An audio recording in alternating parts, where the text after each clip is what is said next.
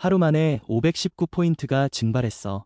지난주 금요일 코스피가 5.81% 폭락하면서 8,411로 주저앉았고 장중엔 8% 넘게 빠지면서 올해만 벌써 5번째 서킷 브레이커가 걸렸어. 서킷 브레이커가 뭐냐면 시장이 너무 급하게 무너질 때 20분 동안 모든 거래를 강제로 멈춰 세우는 비상 정지 버튼이야. 그게 올해 벌써 5번 눌린 다들 검은 금요일이라고 부르는 그 하루였지. 님들, 코인맨이야. 자, 남들이 다 패닉에 빠져서 손절 버튼만 누를 때 코인맨은 차분하게 진짜 그림을 뜯어보려고 자료를 한가득 들고 왔어. 오늘 다룰 건 딱 하나야. 이 폭락이 다음 주에 멈추느냐, 아니면 더 번지느냐. 이번 폭락, 절대 남의 얘기가 아니야. 우리 계좌도 똑같이 시퍼렇게 멍들었을 거잖아. 근데 더 중요한 건 이 멍이 다음 주에 더 퍼지냐, 여기서 아무느냐가 바로 다음 주 5일에 달렸다는 거야. 다음 주는 한마디로 태풍 예보가 딱 떨어진 한 주야. 비가 언제 쏟아질지 미리 알면 우산이라도 챙길 수 있잖아. 그래서 오늘은 다음 주를 좌우할 분수령 3군데랑 눈으로 확인할 체크포인트, 당장 써먹을 전략까지 싹 정리해줄게. 정신 똑바로 차리고 끝까지 따라와 봐. 자, 본격적으로 들어가기 전에 이번 검은 금요일에 진짜 범인부터 잡고 가자. 다들 미국이랑 이란 전쟁 때문이다, 연준 때문이다 하는데 그건 불씨였을 뿐이야. 진짜 불을 키운 범인은 따로 있어. 바로 빚이야. 그날 외국인이 코스피에서 단 하루 만에 4조 6,520억 원어치를 던졌고 기관도 3조 7,688억 원을 팔았어. 근데 문제는 그 다음이었어. 빚내서 주식 산 개미들이 이 매도 폭탄을 받아내다가 결국 버티지 못한 거야. 우리나라 신용융자 잔고, 그러니까 증권사한테 돈 빌려서 주식 산 금액이 37조 원을 넘긴 상태였거든. 가격이 무너지니까 증권사가 강제로 헐값에 주식을 팔아치우는 반대 매매가 도미노처럼 터졌고 기업 가치랑 상관없는 투매가 투매를 부른 거야. 한마디로 전쟁이 방아쇠였다면 진짜 총알은 우리 시장 안에 쌓여있던 빚이었다는 거야. 그래서 이번 주 전체를 관통하는 주인공을 딱 하나만 세울게. 바로 돈의 대탈출이야. 돈이라는 건 사실 겁이 제일 많은 세입자 같은 존재야. 살던 동네에 흉흉한 소문이 돌면 제일 먼저 보증금 빼서 더 안전한 동네로 이사 가버리거든. 지금이 딱 그 상황이야. 주식이라는 동네가 위험해 보이니까 큰 손들이 보증금을 빼서 금이랑 달러라는 안전한 동네로 우르르 이사 가고 있어. 실제로 주식이 폭락한 그날 금값은 오히려 하루 만에 1.49% 올라서 온스당 4,087달러라는 사상 최고가를 찍었어. 그러니까 다음 주 증시의 모든 운명은 딱 한 줄로 정리돼. 이 도망간 돈이 다시 주식으로 돌아오느냐, 아니면 금이랑 달러로 더 깊이 숨어버리느냐. 이 한 줄을 머리에 박고 다음 주 일정들을 같이 보자.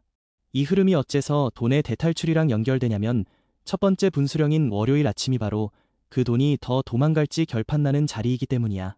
금요일에 코스피가 바닥 근처에서 그대로 끝나버렸잖아. 그 말은 주말 동안 빚 갚을 돈을 못 채운 계좌들이 월요일 개장하자마자 또 강제 청산을 당한다는 뜻이야. 이걸 쉽게 풀어볼게. 전세 끼고 무리하게 갭 투자로 집 산 사람이 집값이 뚝 떨어지면 은행이 돈 더 넣으라고, 아니면 집 경매로 넘긴다고 압박하잖아. 주식도 똑같아. 빌린 돈의 1.4배는 계좌에 깔아둬야 하는 안전선이 있는데 이걸 밑돌면 다음날 아침에 그냥 강제로 팔려나가는 거야. 그래서 월요일 장 초반엔 8100선이 무너지는지를 테스트하는 극단적인 하방 압력이 나올 수 있어. 2차 반대매매 물량을 시장이 받아내느냐가 첫 번째 관문이야. 이게 얼마나 무서운지 숫자로 딱 보여줄게. 지난 6월 23일에 SK하이닉스가 하루 만에 12% 넘게 폭락했을 때 주가를 2배로 따라가는 레버리지 ETF, 그러니까 빠지면 2배로 깨지는 상품에 들어간 사람들은 순식간에 원금의 25%가 넘게 날아갔어. 하루 만에 4분의 1이 증발한 거야. 이런 강제 매도가 월요일 동시호가에 또 쏟아지면 우리 장은 시작부터 휘청일 수밖에 없어. 근데 월요일은 오전만 위험한 게 아니야. 진짜 태풍의 눈은 오후에 있어. 이날 청와대에서 대한민국 대도약 3대 메가 프로젝트라는 어마어마한 발표가 나오거든. 핵심은 삼성전자랑 SK하이닉스가 주도하는 반도체랑 AI 데이터 센터 투자인데 삼성그룹 한 곳의 투자 규모만 앞으로 10년간 무려 1,000조 원에 달할 거라는 추정이 나와. 숫자만 보면 역대급 잭팟 같지. 근데 여기에 함정이 숨어 있어. 이게 무슨 뜻이냐면 데이터 센터랑 공장을 새로 지으려면 어마어마한 전기가 필요하니까 전력이랑 천연가스, 공장을 올리는 건설, 열을 식히는 냉각 설비, 반도체 소부장 같은 협력 기업들한테는 분명히 역대급 일감이 쏟아지는 호재야. 근데 정작 돈을 때려박아야 하는 삼성전자 주주 입장에선 얘기가 완전히 달라져. 이건 우리 집 가장이 갑자기 앞으로 10년 동안 대출을 풀로 당겨서 지방에 공장 짓겠다고 선언한 거랑 똑같거든.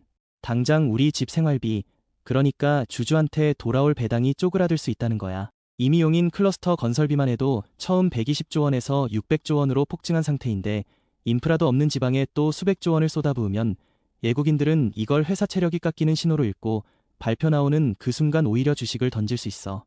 좋은 뉴스가 나오는 바로 그때가 파는 타이밍이 되는 이른바 뉴스의 팔아라 전략이지. 이 흐름이 어째서 돈의 대탈출이랑 연결되냐면 이 발표 하나로 도망간 돈이 돌아올 명분이 생기느냐 아니면 더 도망갈 핑계가 되느냐가 갈리기 때문이야. 그리고 다음 주 내내 우리 머리 위에 떠있을 세 번째 분수령, 바로 미국이랑 이란이야. 상황부터 정리해 줄게. 지난 6월 25일 호르무즈 해협을 빠져나가던 상선 한 척이 이란 쪽 자폭 드론에 피격당했어. 호르무즈 해협이 어디냐면 중동 기름이 배에 실려서 전 세계로 빠져나가는 핵심 길목이야. 그러자 바로 다음 날 미군이 이란 본토의 레이더 기지랑 미사일 시설을 보복 폭격했어. 여기서 진짜 머리 아픈 역설이 나와. 상식대로면 기름값이 폭등해야 정상이잖아.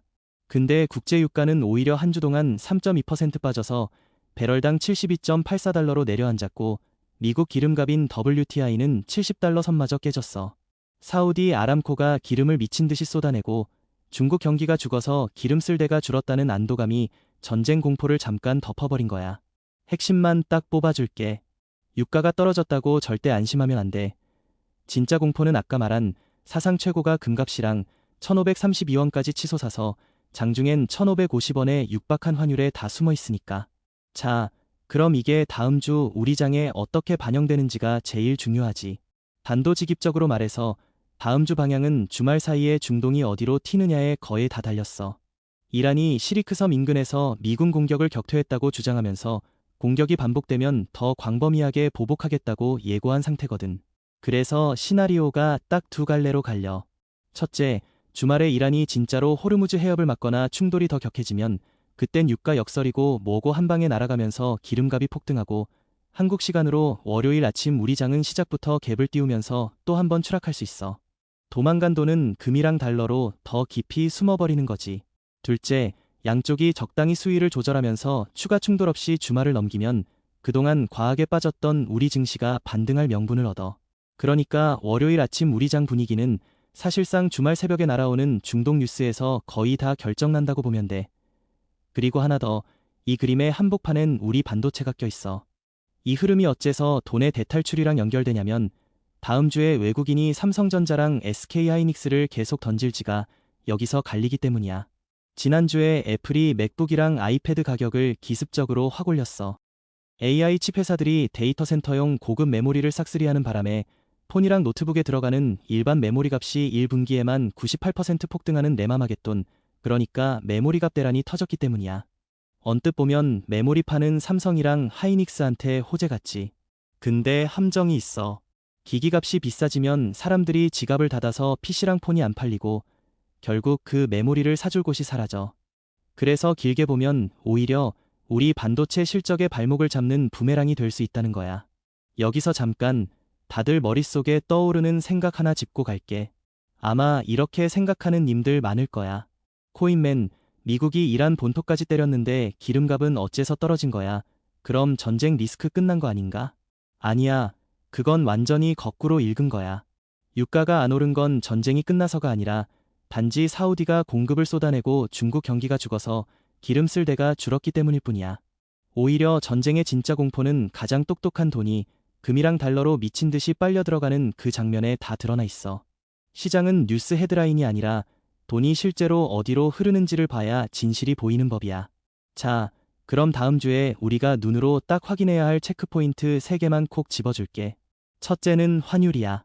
원달러 환율이 1520원 아래로 진정되는지를 매일 확인해야 돼. 환율이 1500원대에 눌러앉으면 달러로 투자하는 외국인은 환차손, 그러니까 환율 때문에 보는 손해가 무서워서 한국 주식을 계속 던질 수밖에 없거든. 환율이 잡혀야 비로소 바닥을 얘기할 수 있어. 둘째는 금값이랑 미국 10년물 국채금리야. 미국 10년물 국채금리는 전 세계 금리의 기준이 되는 잣대인데 증시가 폭락했는데도 4.36%라는 높은 자리를 안 내려오고 있어. 이게 안 떨어지면 비싼 성장주들은 계속 두들겨 맞아. 셋째는 반도체 투톱이랑 메가 프로젝트 반응이야. 코스피 시가총액의 절반이 넘는 57%를 삼성전자랑 SK 하이닉스 단 두 종목이 차지하는 기형적인 구조라 이 둘이 발표를 호재로 받느냐 악재로 받느냐가 지수 전체의 방향을 결정해. 물론 무작정 낙관하는 건 절대 금물이야. 우리가 경계해야 할 리스크가 4개나 도사리고 있거든. 가장 먼저 짚어야 할 건 중동이야. 이란이 미군 공습에 더 광범위한 보복을 예고한 상태라 호르무즈 해협이 진짜로 막히면 유가 역설이고 뭐고 한 방에 날아가. 여기에 쐐기를 박는 두 번째는 AI 거품이야. AI 랠리의 상징이던 오픈 AI가 1조 달러 몸값을 지키려고 상장을 2027년 이후로 미루는 걸 검토 중인데 이 소식 하나에 오픈 AI 지분을 잔뜩 들고 있던 일본 소프트뱅크 주가가 하루 만에 13.8% 폭락했어. AI에 수백조 원을 부어도 돈이 되긴 하냐는 의심이 본격적으로 시작된 거야. 세 번째 리스크는 아직 안 터진 빚이야. 신용융자 잔고 37조 원 중에 월요일에도 못 버틴 물량이 또 쏟아질 수 있어. 마지막 네 번째는 아까 말한 메가 프로젝트 발표가 호재가 아니라 뉴스의 파라라로 돌변하는 시나리오야. 자, 이제 한 발 물러나서 진짜 큰 그림을 보자. 지금까지 말한 중동이나 반대 매매는 길어야 며칠짜리 단기 변수야. 근데 그 밑에 깔린 진짜 큰 흐름은 따로 있어. 핵심은 이거야. 지금 전 세계에서 제일 똑똑한 돈, 이른바 스마트머니가 주식을 버리고 금으로 대이동하고 있다는 거. 금값이 온스당 4,087달러로 사상 최고가를 뚫은 게 바로 그 증거야. 게다가 이번 물가는 연준이 금리 좀 올린다고 잡히는 종류가 아니야. 아까 말한 레마마겟돈, 거기에 중동발 에너지값까지 겹친 공급에서 터진 인플레이션이거든. 사람들 소비를 눌러서 잡을 수가 없는 구조라는 거야. 여기에 연준까지 기름을 부었어. 새로 연준을 맡은 케빈 워시 의장이 그동안 시장한테 금리 방향을 미리 친절하게 기띔해주던 안내방송을 아예 꺼버렸거든.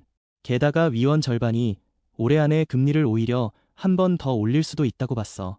금리 내려준다는 희망이 사라지니까 돈이 비싼 주식에서 더 빠르게 빠져나오는 거지. 그래서 돈의 큰 줄기는 분명해. 그동안 한쪽으로만 쏠렸던 고평가 AI랑 반도체에서 돈이 빠져나와서 한쪽은 금이랑 달러 같은 안전자산으로 또 한쪽은 메가 프로젝트 수혜를 받을 전력이랑 소부장 같은 실물 인프라로 갈라져 흐르고 있어. 한마디로 꿈에다 돈을 주던 시대가 가고 이제 실적이랑 현금을 증명하라는 시대가 왔다는 거야. 그럼 다음 주를 어떻게 그려야 하는지 정리해 줄게. 흐름은 크게 세 박자로 보면 돼. 월요일 초반은 반대매매 여진으로 패닉이 한 번 더 출렁이는 관망 구간, 월요일 오후부터 중반까지는 메가 프로젝트랑 중동 뉴스를 소화하면서 방향을 트는 구간, 그리고 후반은 그 결과를 정리하는 구간이야. 명심할 건 어느 한쪽으로 몰빵하지 말고 두 시나리오를 다 열어두는 거야. 환율이랑 금값이 진정되는 신호가 나오기 전까진 섣불리 바닥이라고 외치면서 빚내서 달려들지 말고 현금 비중을 넉넉히 쥔 채로 차분하게 기회를 기다리는 게 지금은 제일 센 전략이야. 공포에 휩쓸려 던지지도 말고 막연한 희망으로 물타기 하지도 말고 딱 숫자만 보면서 대응하자. 영상이 도움됐으면 좋아요랑 구독 눌러주고 댓글로 다음 주 어디까지 빠질지 각자 예상도 남겨줘. 우리 진짜 다 같이 부자 되자.